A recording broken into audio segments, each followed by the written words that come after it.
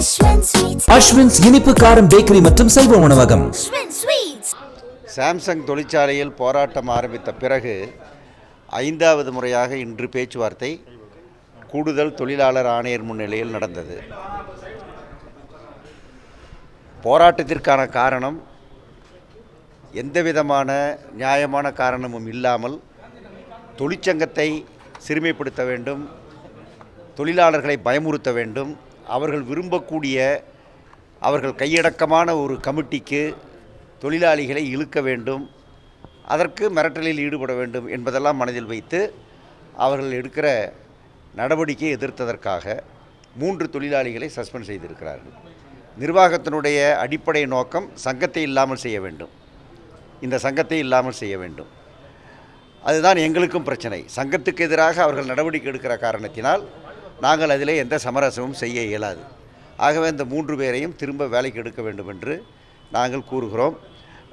நிர்வாகம் மறுத்து கொண்டிருக்கிறது.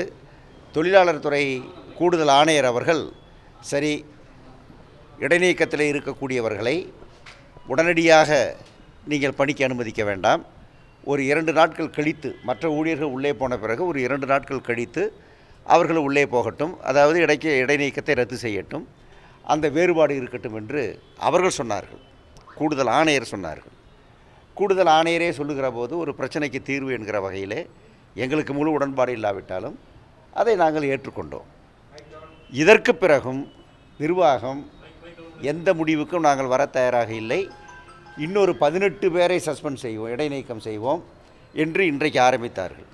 அந்த 3 இல்லாமல் இன்னொரு 18 என்று ஆரம்பித்தார்கள். அப்படியானால் இந்த போராட்டத்தை அவர்கள் முடிப்பதற்கான முறையிலே அவர்கள் இல்லை.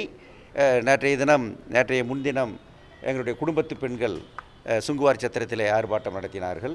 எல்லா தொழிற்சாலைகளிலும் ஆர்ப்பாட்டம் நடத்துவதற்கான ஏற்பாடுகளை நாங்கள் செய்திருக்கிறோம்.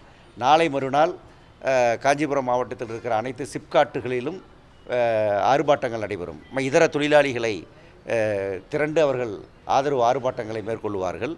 அதே மாதிரி வேலைநிறுத்த நோட்டீஸையும் நாங்கள் கொடுக்க இருக்கிறோம். 22ஆம் தேதி வாக்கிலே வேலைநிறுத்த நோட்டீஸை அனைத்து தொழிற்சாலைகளிலும் எங்களுடைய சங்கங்கள் வழங்குவார்கள்.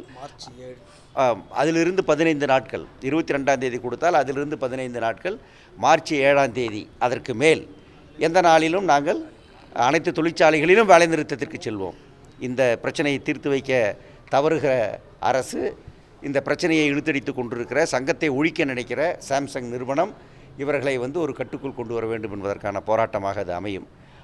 மாநிலம் முழுவதும் எல்லா மாவட்டங்களிலும் எல்லா தொழிற்பேட்டைகளிலும் ஆர்ப்பாட்டங்கள், ஆதரவு ஆர்ப்பாட்டங்கள் நடத்தும். அதற்கான தேதியை நாங்கள் தீர்மானிக்க இருக்கிறோம்.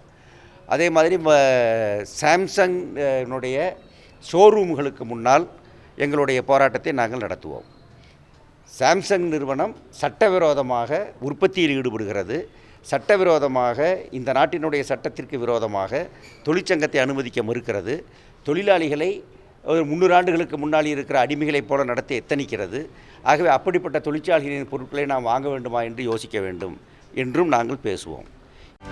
செய்திகளை உடனுக்குடனும் துல்லியமாகவும் தெரிந்து கொள்ள சப்ஸ்கிரைப் பண்ணுங்க.